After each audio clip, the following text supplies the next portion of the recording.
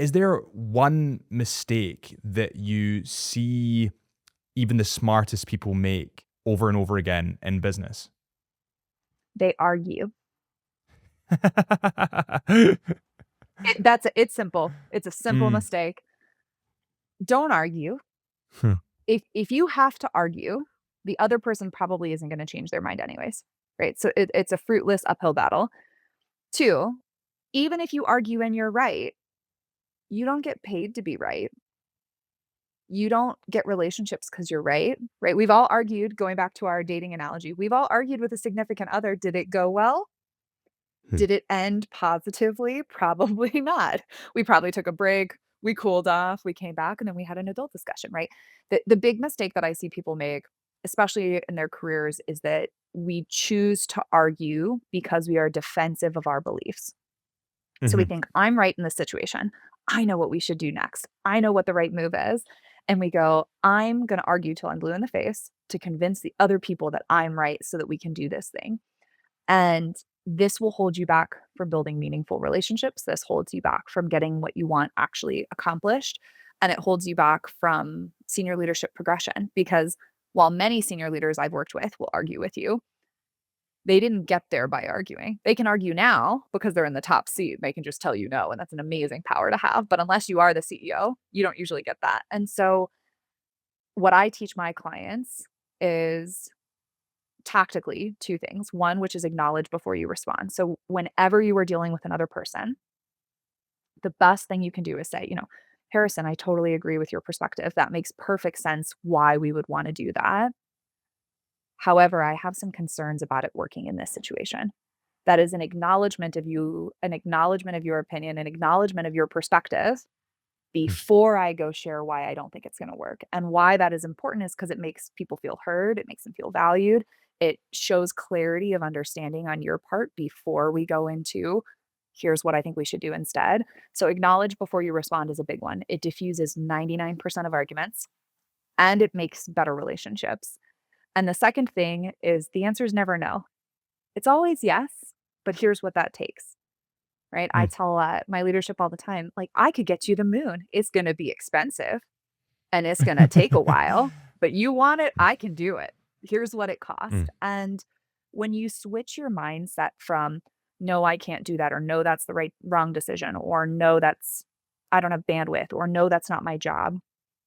When you change your mindset to like, yes, anything is possible with the right amount of time, the right money, the right resources, the right priority, work gets a lot easier because Hmm. the answer is always yes. But here's what that costs you.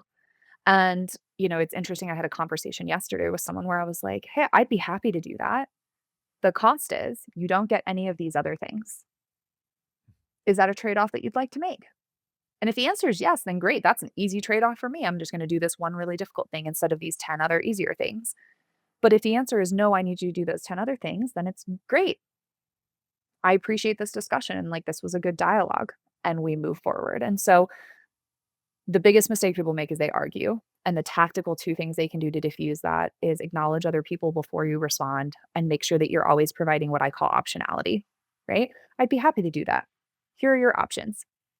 I'd be happy to do that. Here's what that costs.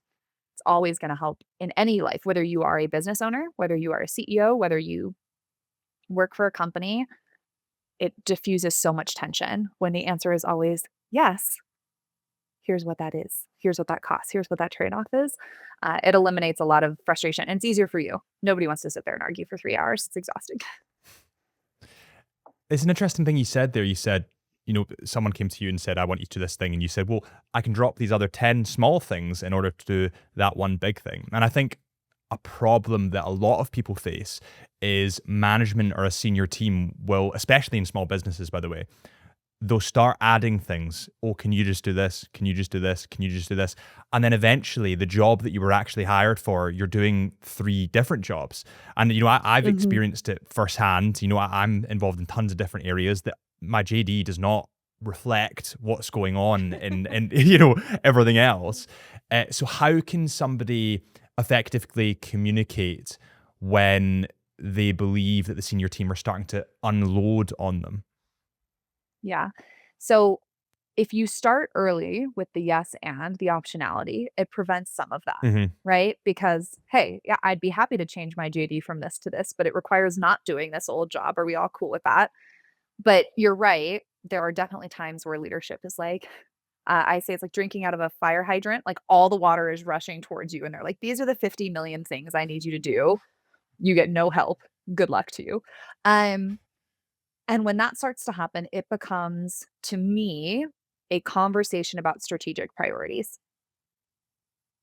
If the strategic priorities of the organization or of the team have changed materially, then it makes sense for the scope of my job to change materially to match. But what ends up happening is we end up dragging all of our old tasks with us while we're Hmm. picking up new tasks. We just keep them because somebody needs to do it. Well, this report's been really important. I've been running it for 5 years. We got to keep running it. And we don't sit back to evaluate, okay, if these are my new strategic priorities, these are the new things I need to be focused on. Do any of the old things matter? Maybe a few of them do, but probably not all.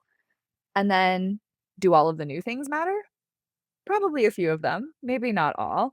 And so, what I find is a really helpful conversation is most people in corporate have one-on-ones with their boss, and we use them really poorly, and they end up being vent sessions like, "These are the 5,000 things on my plate. Help me, boss." And the boss is like, "Whoa, I don't know what to do with any of this information." But if we go into that conversation and we say, "Hey, what are your top 3 strategic priorities for the team right now?" And they go, "We need to implement AI, we need to get more efficient, and we need to make sure that we don't lose any of our accuracy. Like, those are my top 3 strategic priorities." Great. I'm running this report. It's on old data. It's on bad data. It needs to be automated. I'd like to automate that, but to automate it, I need bandwidth for the next 4 weeks to focus on that and get that done, but then I'd never have to run it again. But it means putting on hold these other things. Does that align with your strategic priorities? And the boss goes, "Yes, but I can't give you 4 weeks." And you go, "Cool. So then that's going to stay manual, which is going to take this much of my time, right?" And we have to have this two-way dialogue of, you said your priorities are these. These are the things I'm working on. Are all of these still important to those strategic priorities? And which ones can we deprioritize or delay or get somebody else to do? And it doesn't mean that your JD doesn't change. A lot of the time, our JDs will, as job description for anybody listening who's like, what is a JD? But your job description may change over time. But where it becomes a problem is when your job description is changing and it's not in alignment with company goals. It's become something else out of necessity, but that is not a instrumental role for what the company is trying to achieve. And that's where we have to make sure we're constantly coming back. I do a strategic refresh every 6 months of, hey, here's all the roles in my team. Here's all of the goals at the top of the company. Here's how each person maps to those goals. And if they don't map to a goal, they're probably in an unnecessary position, which means they either need to have their JD changed to do something else or it's a position eliminated. And this is how CEOs think of their business. So if you, the end employee, don't take agency and power and control to have that conversation to evaluate how you're aligning to priorities, that's when people get laid off and they're like, "But I was doing so much." And I'm like, "Yeah, you were, just not the right things." And that's the hard part is most managers suck at communicating that. So I'm not putting it on the end employee. Your manager should be having these conversations with you. But to take agency and power, you should have these conversations with your boss and say, "Hey, this is what I'm doing. Does this make sense? Is this the right course of action?" And then you have to be honest about what your capacity is. Most people are great at establishing boundaries, but suck at maintaining them. Mm. Like, "Yeah, I don't work past 5." And then at 5:02, your boss is like, "Hey, I need this thing." And you're like, "Uh-huh, cool. Yep, I'll be online till 7. I would love to do that for you." And then the boundary is destroyed. And so if we don't maintain our boundaries, if we're not consistently giving the same story, "Hey, I'd love to take that on, but I just don't have bandwidth. What can we deprioritize to make space for it?" You know, the yes ands. And then is this aligned to a strategic priority? Yes, and if we don't do that consistently, that's how we end up in this like, hey, I'm working a 60-hour work week on a bunch of tasks that make me miserable and a job that I don't like for a boss who doesn't listen to me. And that's when it all kind of erodes and falls apart. If you guys enjoyed that clip, please do me a huge favor before you go and head over to our Into the Mind podcast official page where we have the raw, uncut Into the Mind podcast and hit that subscribe button. And the more subscribers we get, the more incredible guests we can get on the show. I really appreciate you guys for watching. Thank you so much. And I'll see you all real soon.